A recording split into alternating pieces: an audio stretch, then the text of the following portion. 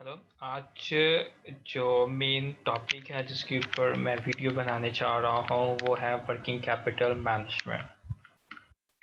और working capital management से related students को काफ़ी ज़्यादा कंफ्यूजन होती है। इनको ठीक तरह से इसके कॉन्सेप्ट का आइडिया नहीं है। तो उस कॉन्सेप्ट के आइडिया को क्लियर करने के लिए मैं आज वीडियो बना रहा हूँ वर्किंग कैपिटल मैनेजमेंट के ऊपर। मोस्टली वर्किंग कैपिटल के को जो स्टूडेंट जानते हैं वो होता है current assets minus current liabilities. लेकिन इसको कैलकुलेट करने के अलावा इसके कॉन्सेप्ट को भी समझना, इसकी इम्पोर्टेंस को भी समझना बहुत ज़्यादा ज़रूरी है।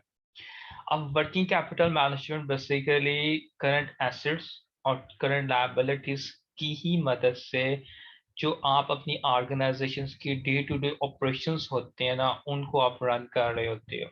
उनको तो स्मूथली इफेक्टिवली आप कह सकते हो कि विदाउट किसी हर्डल आप अपने बिजनेस के ऑपरेशन को सक्सेसफुली जो है ना वो रन कर रहे हो।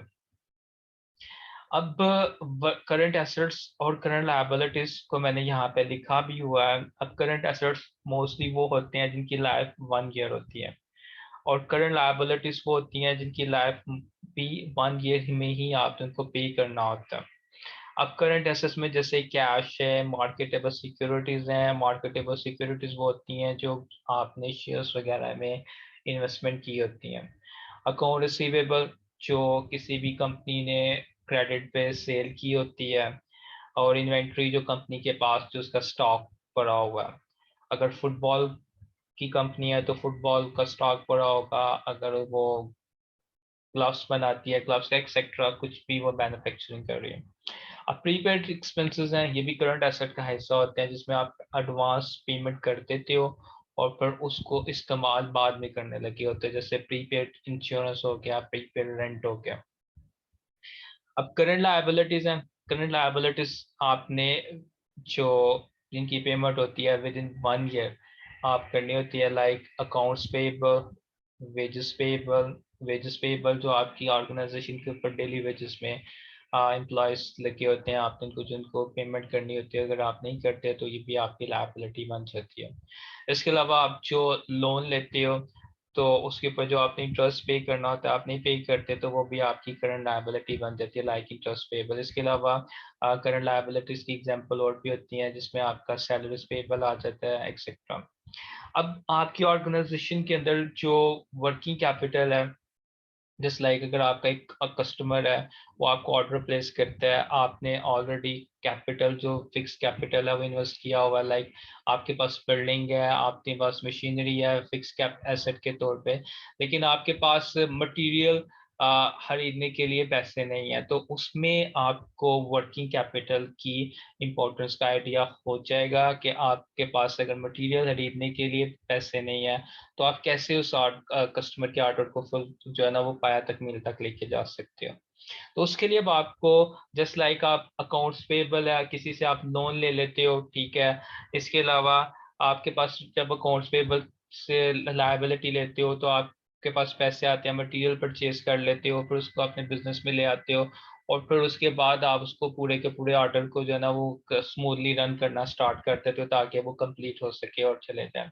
इसके अलावा आपको जस्ट लाइक आपको आपने बिजली का बिल पे करना है, एक्सेट्रा, ये सब चीज़ें जो है ना आपके पास, अगर आपके पास डेली ऑपरेशंस को रन करने के लिए वर्किंग कैपिटल मौजूद नहीं है तो आप कभी भी जो है ना अपने ऑर्डर को वो जो है ना वो कंप्लीट नहीं कर सकते। इसका मतलब है कि वर्किंग कैपिटल की जो इंपॉर्टेंस है वो आपके फिक्स कैपिटल से भी ज़्यादा हो जाती है, क्योंकि आपके पास बिल्डिंग है, मशीनरी है, लेकिन आपके पास day to day operation run करने के लिए आपके पास करंट एसेट्स और करंट लायबिलिटीज मौजूद नहीं है, तो फिर आप अपने बिजनेस को ठीक तरह से रन नहीं कर पाओगे।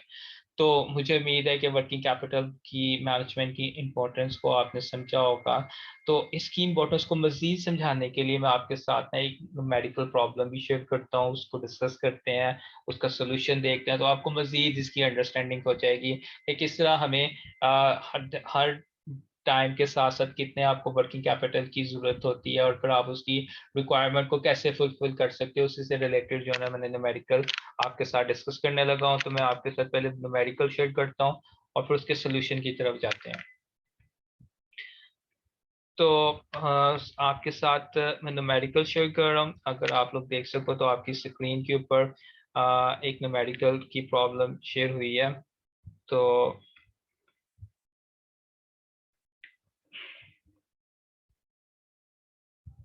तो आपके सामने एक न्यूमेरिकल की प्रॉब्लम है, तो उसको मैं आपके साथ डिस्कस करने लगा हूँ।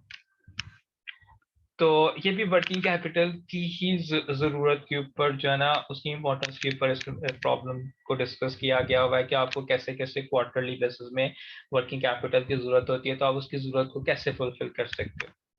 तो Mendes Mental Specialist Incorporation has a seasonal pattern to its business. It borrows under a line of credit from a central bank at 1% over prime. अब मैं लाइन ऑफ क्रेडिट को पहले समझा देता हूँ ये क्या होता है। अगर आप सपोज कर लो आपकी ऑर्गेनाइजेशन और आप बैंक के पास क्रेडिट लेने जाते हो, बैंक आपको कहता है कि आपको हम लाइन ऑफ क्रेडिट की फैसिलिटी दें जस्ट लाइक 1 करोड़ की। तो आप क्या करते हो, विद इन 1 करोड़ में से आप जब भी जरूरत होती है अपना उसको अपनी जरूरत को फुलफिल कर लेते हो, जाके उधर से लोन ले आते हो, लेकिन 1 करोड़ की लिमिट से एक्सीड नहीं करते। मैं एग्जांपल देता हूँ, आपने अपनी रॉ मटेरियल परचेज करना है, आपने अपने जो एम्प्लॉयज उनकी सैलरीज को पे करना है, आपके पास पैसे नहीं है, तो आप जाते हो वहां से जाके ना लोन ले लेते हो और फिर वो उनको पे कर देते हो। और फिर उसके बाद प्राइम है। प्राइम रेट क्या होता है, जो आपका ना बैंक है, मसलन आप एक बैंक के अच्छे कस्टमर हो, आप बैंक को टाइमली इंटरेस्ट पे करते हो, उसके अलावा बैंक से फिर आपने लोन लिया तो टाइमली रीपे कर देते हो, तो फिर बैंक ना आपको मिनिमम जो होता है ना इंटरेस्ट चार्ज करता है आपसे, ठीक है। तो बैंक के अब यहाँ पे आपसे जो इंटरेस्ट चार्ज कर रहा है वो बता रहा है कि 1% ओवर प्राइम है, यानी आपसे जस्ट प्राइम जो उसकी कॉस्ट है जो बैंक की लोन इशू करते हुए, तो उसके ऊपर जो इंटरेस्ट बनेगा ना बैंक आपसे जस्ट वो लेगा। अब उसको नीचे उसने गाइड किया होगा कि कितना होगा। हाँ, अब मैं क्वेश्चन को आगे लेके चलता हूँ, फिर हम नीचे जो बताता जाएगा हम उसको भी डिस्कस करते जाएंगे। अब वो कह रहे हैं एक total asset requirement now and estimated requirement for the coming year in millions. वो कह रहे हैं कि अभी जो उसकी रिक्वायरमेंट है 4.5 मिलियन यानी 45 लाख है, 4.8 मिलियन 48 लाख है, 5.5 मिलियन 55 लाख है, 5.9 मिलियन 59 लाख और 50 lakh. Okay, assume that these requirements are level throughout the quarter. At present, the company has 4.5 million in equity capital plus long-term debt plus the permanent current component of current liability, and this amount will remain constant throughout the year. वो कह रहा है company के पास अभी 45 लाख मौजूद है यानी 4.5 million. ठीक हो गया, अभी ये मौजूद है। और ये कंपनी का कैपिटल, लॉन्ग टर्म डेट और करंट लायबिलिटीज को मिला के जो है ना वो बना हुआ है। And this amount will remain constant throughout the year.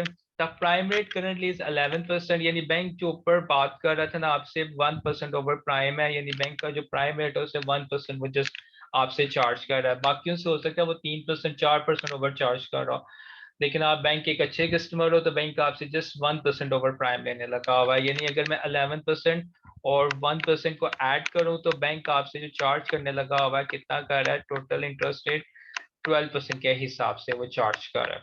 ठीक हो गया। And the company expect no change in this interest rate for the next year. Mendes Mental Specialist is also considering issuing intermediate term debt at an interest rate of 13.5%. अब वो कह रहे हैं कि जो कंपनी है ना वो मजीद इंटरमीडिएट टर्म डेट इशू कर रही है, और वो इशू करती है तो उसको उसके ऊपर इंटरेस्ट पे करना पड़ेगा 13.5% के हिसाब से। In this regard, three alternative amounts are under consideration: 0, 5 lakh and 1 million यानी 10 lakh. All additional fund requirement will be borrowed under the company bank line of credit। यानी ऊपर जो लाइन ऑफ क्रेडिट को डिस्कस कर रहे थे हम, बैंक तो कंपनी मजीद लोन ले सकती है जिसमें उसको 13.5% के हिसाब से इंटरेस्ट पे करना होगा। और जो 3 लोन होंगे वो होंगे 0, 5 लाख और 1 मिलियन के।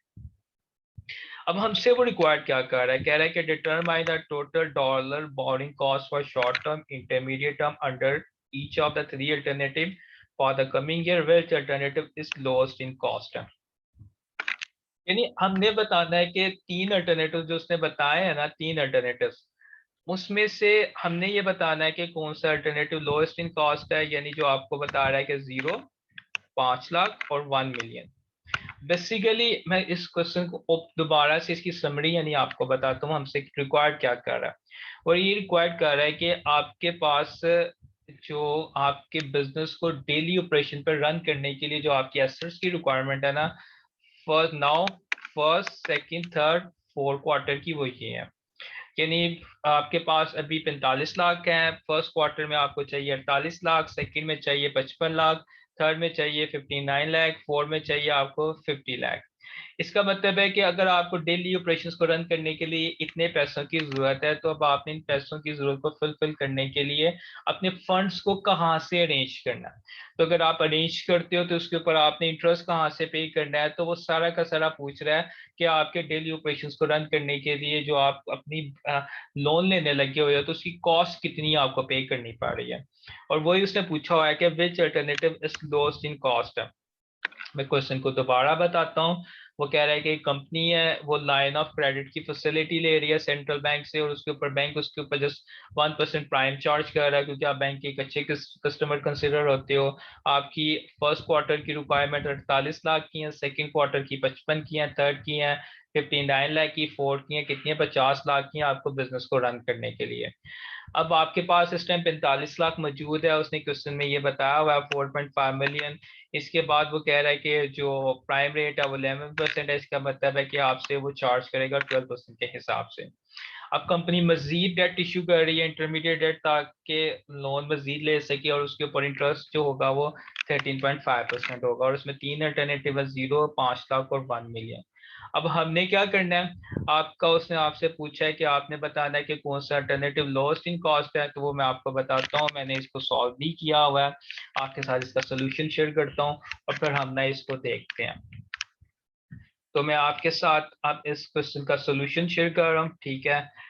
तो मैंने ये आपके साथ क्या किया, सोल्यूशन को शेयर कर दिया, ठीक है। तो अगर आप लोग देखोगे तो आपके पास चार्ट यानी इसका सोल्यूशन है। क्वेश्चन क्वार्टरली बेसिस है, तो मैंने भी यहाँ पे क्वार्टरली ही बेसिस के ऊपर आपका वो शो किया हुआ है, first quarter, third quarter, second, third और फोर्थ टोटल। अब अल्टरनेटिव वन ने जिस तरह से डिस्कस किया हुआ था कि आप तीन अल्टरनेटिव ले सकते हो, ठीक है। एक अल्टरनेटिव 0 था, एक था 5 लाख, और एक था आपका कितना 10 लाख यानी 1 मिलियन।